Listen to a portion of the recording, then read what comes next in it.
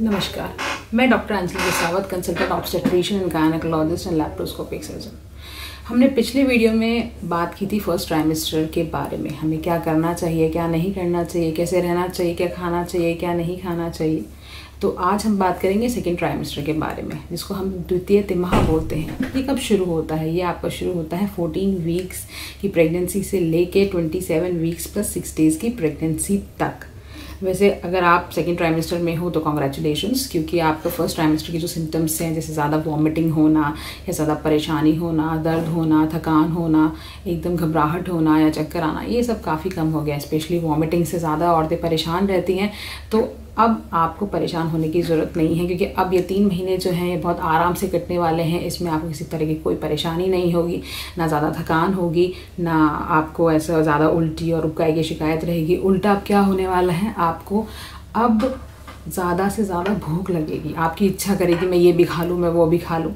तो खा तो सब कुछ लो, कोई दिक्कत नहीं है, पर जो चीज़ नहीं खानी वो हमने शुरू में भी आपसे को बताई थी कि आपको पाइनएप्पल नहीं खाना है, पपीता नहीं खाना है, ज़्यादा स्पाइसी फूड नहीं खाना है।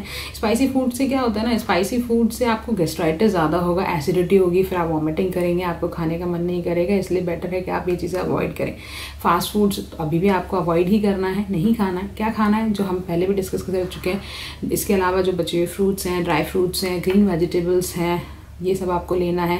हाई प्रोटीन डाइट आपको एज़ यूजुअल कंटिन्यू करनी है। हाई प्रोटीन डाइट के में क्या क्या आ सकता है? नॉर्मल आपका जो भी पनीर आ सकता है, जो वेजिटेरियंस हैं उसमें सोयाबीन भी ले सकते हो, आप दूध दही ले सकते हो, आराम से ये सब चीज़ें खा सकते हो। नॉन वेजिटेरियन डाइट में अगर आपको नॉन वेजिटेरियन डाइट ही चाहिए तो देखिए आप एग खा सकते हैं, पर कहते हैं ना कि ज़्यादा एक एग भी एक दिन में बहुत रहता है, ज़्यादा खाने की ज़रूरत नहीं है।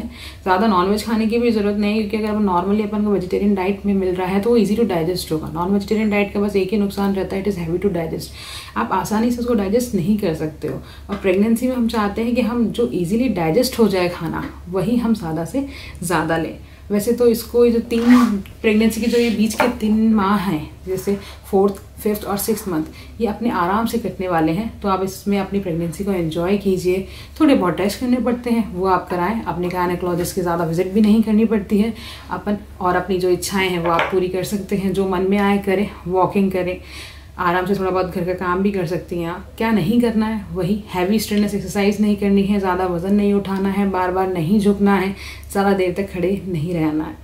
सेकेंड ट्राइमेस्टर में देखा गया है कि औरतों को ज़्यादातर समस्या होती है पैरों में सूजन आने की। तो देखें, 2 तरह की सूजन हो सकती हैं। एक होती है नॉर्मल सूजन, जिसको फिजियोलॉजिकल कहते हैं कि वो नेचुरल है कि प्रेगनेंसी में आएगी। एक उसके दूसरे तरह की सूजन आती है, इसको पैथोलॉजिकल कहते हैं। उसमें क्या होता है कि वो शरीर में कोई ना कोई बीमारी बन रही होती है या कोई ना कोई समस्या उठ रही होती है, उसकी वजह से सूजन आती है। अब आप इसमें डिफरेंस कैसे करोगे? देखें, वो सूजन जो जैसे आप सुबह उठती हैं तब आपके पैरों में सूजन नहीं रहती है, पर शाम ढलते ढलते ढलते आपके पैरों में सूजन बढ़ जाती है।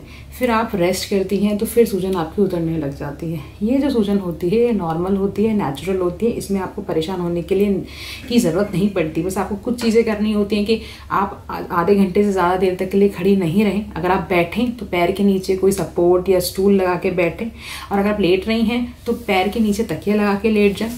दूसरा, पैथोलॉजिकल में क्या होता है, आपकी जो सूजन फिजियोलॉजिकल में आराम हो रहा था, यानी इसमें कमी आ रही थी, पैथोलॉजिकल जो स्वेलिंग होती है उसमें वो सूजन बनी रहती है, वो कम नहीं होती है। इसके लिए क्या करना है, इसके लिए आपको अपनी गायनेकोलॉजिस्ट के पास जाना है, उन्हें अपनी प्रॉब्लम बतानी है, वो आपको चेक करेंगी, टेस्ट करेंगी, डायग्नोस करेंगी। उससे आपकी सूजन में और उससे रिलेटेड समस्याएं में आराम आता है। दूसरी चीज़ें, हमें इसमें कौन सी सोनोग्राफी करानी है? देखो, हम सेकेंड ट्राइमेस्टर में ज़्यादा कुछ नहीं कराना पड़ता है। आपको एक एनोमली स्कैन कराना है। एनोमली स्कैन को लेवल 2 या टीफा भी बोलते हैं।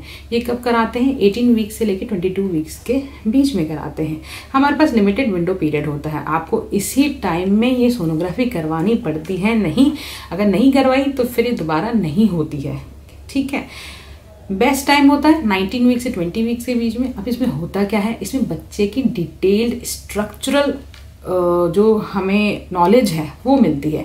बच्चे का सर बना है नहीं बना है, आँख नाक कान बने नहीं बने, हाथ पैर अच्छे से बने हैं कि नहीं बने, जिगर गुर्दे ये सब अच्छे से बने हैं कि नहीं बने, ये सब जानना बहुत ज़रूरी है। नहीं तो क्या होगा, अगर किसी बच्चे में डिफेक्ट होगा तो पता नहीं चलेगा। फिर पैदा होने के बाद आप बोलेंगे अरे हमें तो किसी ने बताया ही नहीं, हमने तो सोनोग्राफी कराई थी, उसमें पता नहीं चला। कुछ चीज़ें अपने समय पे ही ज़्यादा अच्छे से डिटेल में पता चल जाती हैं। तो हमारे पास ये विंडो पीरियड है, आप इस सोनोग्राफी को ज़रूर करवाएं। इस सोनोग्राफी को कृपया करके मिस ना करें, ठीक है। इससे आपके बच्चे की बनावट के बारे में सब कुछ पता चल जाता है। इसके अलावा एक 24 वीक्स पे एक फीटल 2D इको होता है। इसमें बच्चे के दिल की पूरी बनावट, उसके फंक्शनिंग के बारे में हमें अच्छे से जानकारी मिल जाती है। ब्लड टेस्ट में मेन कौन सा कराते हैं? हम कराते हैं क्वाड्रुपल मार्कर। क्वाड्रुपल मार्कर में जो भारत में कॉमन जो जेनेटिक डिजीजेज हैं उससे हमें भारत में ही क्या पूरे विश्व में जो कॉमन जेनेटिक डिजीजेज हैं उसके बारे में हमें पता चल जाता है। इसलिए ये टेस्ट भी आप ज़रूर कराएं। इसके अलावा हम कौन से टेस्ट कराते हैं? एक हीमोग्लोबिन लेवल हम कराते ही हैं डेफिनेटली। शरीर हमारा प्रेगनेंसी बढ़ रही है, बच्चे को खून की ज़रूरत है, माँ को खून की ज़रूरत है, तो हम हीमोग्लोबिन लेवल्स तो चेक कराने ही चाहिए। दूसरा, हमें एक यूरिन रूटीन भी कराना चाहिए कि पेशाब में कहीं इन्फेक्शन तो नहीं हो गया। अगर इन्फेक्शन होने से क्या रहता है कि पेट के निचले हिस्से में दर्द होता है, ठीक है। इसके अलावा प्रीटर्म डिलीवरी, प्रीटर्म लेबर के चांसेस बढ़ जाते हैं, बच्चे में प्रीमैच्योरिटी के चांसेस और रिलेटेड कॉम्प्लिकेशंस बढ़ जाती हैं। इसलिए इनको अवॉइड करें। सिंपल सा टेस्ट ही तो कराना है आपको, यूरिन रूटीन, वो करा लें। इसके अलावा एक होता है कि ग्लूकोज टॉलरेंस टेस्ट, एक ग्लूकोज चैलेंज टेस्ट करते हैं। इंटरनेशनल लेवल पे हम OGTT करते हैं, जो कि 2 स्टेज प्रोसीजर होता है। पर इंडियन गाइडलाइंस अपन को एक इसका बहुत ही इजी सोल्यूशन देता है, जिसको अपन डिप्सी बोलते हैं। इसमें क्या करना होता है? 75 ग्राम ग्लूकोज लेना है, 300 ml पानी में घोल के पी जाना है। 2 घंटे के बाद में एक ब्लड शुगर की रीडिंग लेनी होती है। जो भी रीडिंग आती है अपनी गायनेकोलॉजिस्ट को दिखाएं, वो फिर आपको बताएंगे कि आपको डायबिटीज़ डेवलप हो रही है या नहीं। क्योंकि ये जो 20 वीक्स होते हैं, हम बोलते हैं ना कि 5 महीने के बाद कुछ चीज़ों का ध्यान रखना है। क्या रखना है?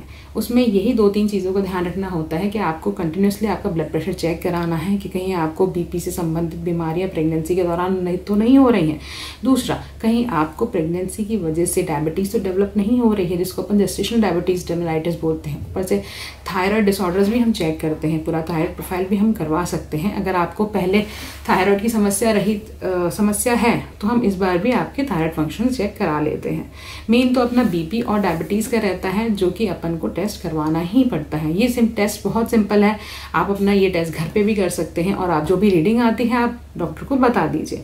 इसका एक और फायदा है डिप्सी का कि आपको इसमें 8 घंटे की फास्टिंग की ज़रूरत नहीं पड़ती है। अब आपने कुछ खाया है, पिया है, चाय ली है, उसकी भी टेंशन की ज़रूरत नहीं, उससे कोई फ़र्क नहीं पड़ता। आप ये टेस्ट खाए पिए पे भी करवा सकते हैं, ठीक है। तो ज़्यादा हमें सेकेंड ट्राइमेस्टर में ज़्यादा कुछ करने की ज़रूरत नहीं पड़ती है, बस हमें थोड़े से टेस्ट हैं, 1-2 इंपॉर्टेंट सोनोग्राफीज़ हैं। आप सोनोग्राफी कम कराएं पर ये वाली ज़रूर कराएं। हम ये नहीं बोल रहे कि आप हर महीने सोनोग्राफी कराते रहें, पर कुछ सोनोग्राफियाँ बहुत ज़रूरी होती हैं। जैसे फर्स्ट ट्राइमेस्टर में नेज़ल ट्रांसलूसेंसी, डक्कल ट्रांसलूसेंसी, नेज़ल बोन इंपॉर्टेंट होती है। उसी तरह से सेकेंड ट्राइमेस्टर में एनोमली स्कैन बहुत ज़्यादा ज़रूरी होता है। अब एक और सवाल जो बहुत ज़्यादा औरतों के दिमाग में रहता है कि मेरा बच्चा कब घूमेगा। देखो, बच्चा तो आपका 9वें हफ्ते से ही घूमना शुरू हो जाता है, पर आपको पता ही नहीं चलता है। हमें कब महसूस होता है? वो होता है जब पहली बार आप गर्भवती होती हैं, तो वो अमूमन तौर पे हमें 18 हफ्ते से लेकर 22 हफ्ते के बीच में महसूस हो जाता है। जिनका बच्चा दूसरे तीसरी बार होता है उनको थोड़ा पहले हो जाता है, 16वें हफ्ते से 18 हफ्ते के बीच में महसूस होने लग जाता है।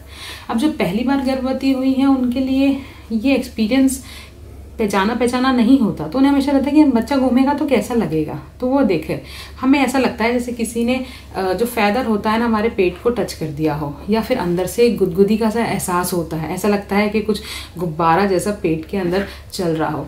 ये ऐसा, इनको हम फीटल मूवमेंट्स परसीविंग बोलते हैं। तो जैसे अगर जिस दिन से आपको महसूस होने लग जाए तो आप इस फीटल मूवमेंट्स को भी एंजॉय करें और इसका ध्यान रखें कि आपका बच्चा समय समय पर घूम रहा है या नहीं घूम रहा है। अगर आपका बच्चा 18 हफ्ते हो गए और नहीं घूमना शुरू हुआ है तो चिंता मत कीजिए, कुछ हफ्ते रुकें। सोनोग्राफी की रिपोर्ट जब तक नॉर्मल है आपको परेशान होने की कोई भी ज़रूरत नहीं है।